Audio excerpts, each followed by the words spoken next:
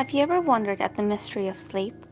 That dark unknown of time when our conscious reality slips away and only slippery fragments of strange and obscure memories we call dreams occasionally cling to the outer reaches of our minds in a broken, hazy recording of this lost period of our lives. In our waking moments, we moan and begrudge those elements that try to control our fleeting time awake. The daily jobs that fill our hours with rarely any visible impact on the world around us. The relationships we must adapt to and work on to maintain. The laws and cues and pathways and schedules and a million other things that curtail and bind us daily. And yet, how easily we abandon this control we value so highly and moan about so often, every day, when we close our eyes. In that respect, I guess we see it as an escape, a fleeting release from the daily realities of a life, both thrust upon us and equally one we have enlisted into. Sleep, a state of nothingness that offers nothing except the sensation of the need to care. Think about how we describe it. We fall asleep. We drift into unconsciousness. Tiredness overwhelms us. The act of sleep to us is an abandoning of control, of loosening our hands on the reins of our lives and giving ourselves over completely to a temporary oblivion. Like millions of others, I used to like that feeling, that drowsiness at the end of the day, sinking into the warm seclusion of blanket and pillow, unconsciously releasing the mental tethers to my body, turning off at the end of the day. Until now. Until the day I didn't sleep, or rather, remembered that I do not sleep, that none of us ever truly sleep. I laid in bed, I adjusted my pillows, I moved the covers, I checked the messages on my phone and surfed the web for a while. Nothing, no drowsiness, no dripping of the eyelids, no slowdown of my thoughts, nothing I anticipated happening as it had thousands upon thousands of times before. Then a niggling sensation touched me. Errant thought from the bassest, darkest part of my mind suddenly sparked into existence. It spread and grew, spilling out memories my conscious mind could not access during my waking hours, but which now, when I lay down to sleep, came tumbling back up like bile from the pit of my stomach to fill my mind with sick realization, and with memory came understanding. I was awake. I had always been awake, just like everyone else in the world had always been awake.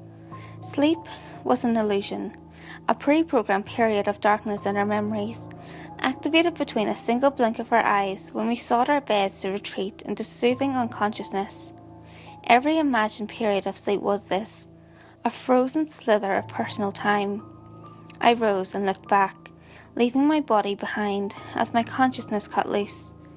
I observed my body, wrapped in its covers, the shallow breathing, the closed eyelids, empty, like a vehicle left with the engine idling, waiting for its driver to return. I turned and saw without eyes the dead handler arrive within the room. Mentally, I gave it form, for in truth, it had none. My mind conjured one to mask the sullen hatred I felt for it. A dark storm cloud of smoke turning inward and devouring itself over and over without end. For that's how I interpreted its actions. A formless beast that constantly drew things in, but gave nothing back. I watched in frozen loathing as dark, thorny tendrils emerged from its rolling mass and moved towards my detached consciousness. Whilst pain is the remit of the body, it is the mind that interprets the signals. And my handler, as well as all the handlers I had experienced before, were nothing if not experts in these sensations. I felt the searing touch of his joining, its own mental threads, writhing through my mind, sending me off into the wild tangents of thought and memory as it settled completely into my consciousness. The house guest of my mind sought the sensation, and whilst it gave nothing of its own thoughts, its motives were always clear enough. The need to feel. Bodiless, they had sought out beings such as we, and during those times we believed we were asleep, soundly and untroubled in our beds. They settled upon our minds like a thick, oily slick, sliding into all the nooks and crannies of our being. Maybe they had never felt before, or had done so in some far and distant past, and had grown beyond the limits of flesh, but now wanted to sample the sensation of feeling once more, and they had found us. They didn't want to risk us rejecting them, fighting them, as they would have in response to open subjugation, so they came at night, hidden outside our sight, our space, our time even, except for that moment when our bodies were required to rest, yet our minds continue, and they had hijacked us en masse. They have hidden that part of our lives from us. In our enforced ignorance, we have given that annoying time of slavery a seemingly harmless name: sleep. Only during that blink of time, when our consciousness frees itself from our bodies, do we remember. And with remembrance comes pain. It all comes flooding back, and they intend this too, for in those memories are all the things that have made us live through. This recollection alone brings a sharp, twisting agony to us that thrills them more than any other. Apart, and within our minds they create, picking apart our past and sorting through our memories. The experiences of our lives are laid out before them, with this shatter like eager children, constructing nightmarish worlds of jumbled thought and sensation. Most are fragmentary experiences, with some are shards, jagged-edged dots, and feelings tied to darker memories, and it is these our handlers seek to build our nighttime worlds from. Then they lose us on these imaginary planes, living out new stories from our memories, teasing out new feelings for them to experience. Sometimes we live whole lives, but mostly it is the short, sharp thrills they seek, whose fleeting glimpse we catch only as flickers of forgotten terror and dreams of falling from great heights, or being haunted by the monsters of our subconscious.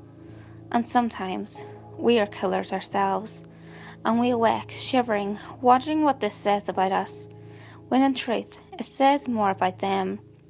They use us to fulfill these dark fantasies, but the confusion and guilt becomes our own.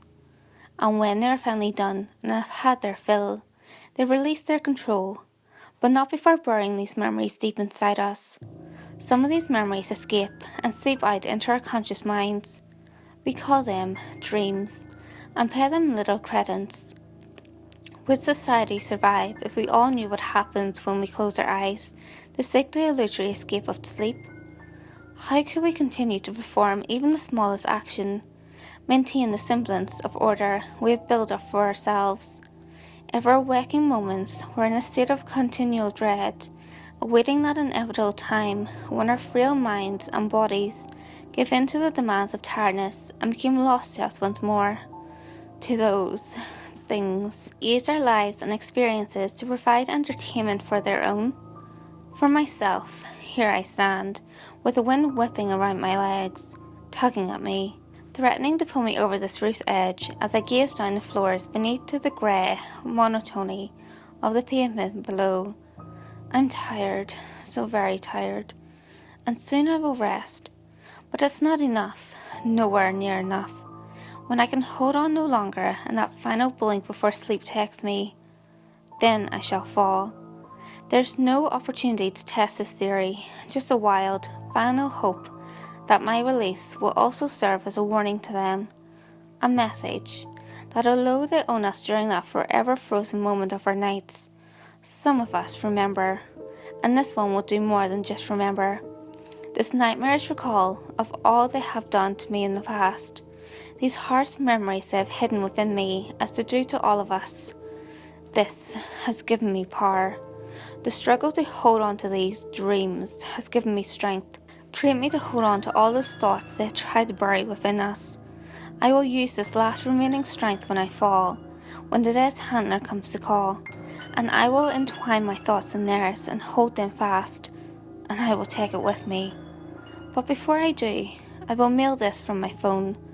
Not many will believe it. Most will think me mad, but enough may wonder and question. Most will throw away a few seconds thinking about it, then move on to another story. But some will ask themselves those questions that I asked myself. Indeed, that one question in particular that will plague you as you settle down to sleep tonight. but thankfully will plague me no longer. Do you remember the precise moment you fall asleep?